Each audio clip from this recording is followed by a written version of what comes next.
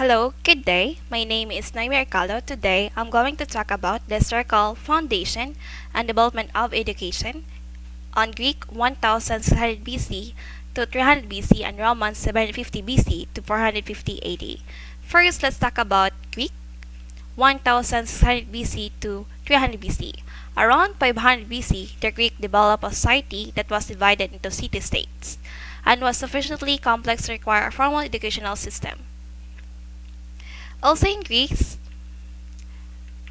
their educational goals was to cultivate civic responsibility. Their students were male children ages 7 to 20.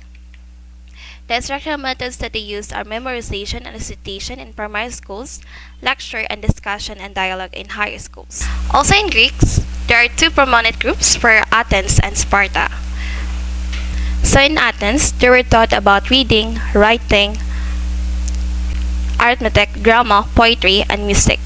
This approach to education was designed to promote the development of both body and mind. Boys were formally educated from the age of 8 to 16 in various disciplines, which emphasized the principle of moderation and balance. From ages 16 to 20, the boys underwent military training, girls were educated in the home. While in Sparta, drill, military songs, and tactics are being taught, it were primarily for the purpose of developing a strong military to both protect from and conquering neighboring states. Both boys and girls were subjected to a rigorous variety tests of exposure to the elements during infancy to determine if they had the necessary capabilities to become warriors or mother of warriors. Boys were then given physical and moral training designed to develop a strong military. Development of the intellect was not considered to be a particular usefulness. So now this time, let's go to the agents. So in Athens, the agents that taught the students were private teachers and philosophers, while in Sparta, it's the military teachers. The influence on education in Athens are well-rounded, liberally educated person, while in Sparta, the concept of military states. So ancient Greece contribute much to our way of looking and thinking about the concept of education. In particular, there are three famous philosophers in this period. The first famous philosopher was Socrates. He developed a method of teaching called Socratic method, whereby the teacher asks a series of questions that lead the student to a conclusion. This method is still commonly used in modern educational practice. Also, he believed that knowledge was a virtue and that it was essential to understanding.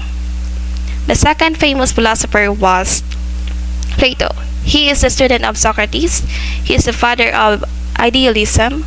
He believed that the aim of education was to develop an individual's abilities to better serve society. He founded the academy, the world's first university, and was one of the first people to advocate the formal education of both males and females. The third famous philosopher was Aristotle. He was the pupil of Plato. He is the father of realism. He believed that knowledge exists independently in the world as opposed to Plato's belief that ideas are the ultimate reality. He was the father of the scientific method and taught logic as a formal discipline. His writings greatly influenced humankind. All these three philosophers have profound influence on modern educational practice. All three believed that a person's most important purpose was to serve and improve humankind, and that education was designed for this end. So now this time, let's go to another period, which is the Romans 750 BC to 450 AD. The Romans conquered Greece in 146 BC and started to assimilate many concepts and educational philosophies from the Greeks into their own system.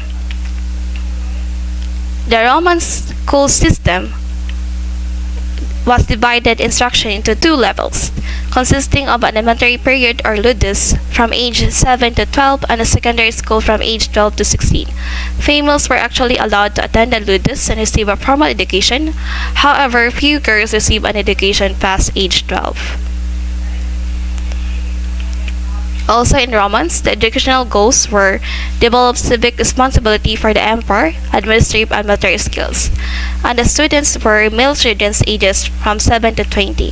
The instructional methods that they use are memorization and recitation includes declamation, rhetorical schools. The Roman students were taught about reading, writing, arithmetic, law, and philosophy. The agents that taught the students are the private schools and teachers' school of rhetoric. The influence on education on Roman's administrative skills relate education to civic responsibility. Also in Romans, there was one of famous philosophers who was Quintilian. He was one of the most noted and far-thinking of the Roman educators. His writings, which were discovered in the 14th century, became the basis of the humanistic movement in education. He believed that corporal punishment was not necessary, that school holidays were needed to refresh and encourage the students to further study, that instruction should reflect the development of child, and that children shouldn't be taught new material until they could master it. That's all my report. Thank you for listening.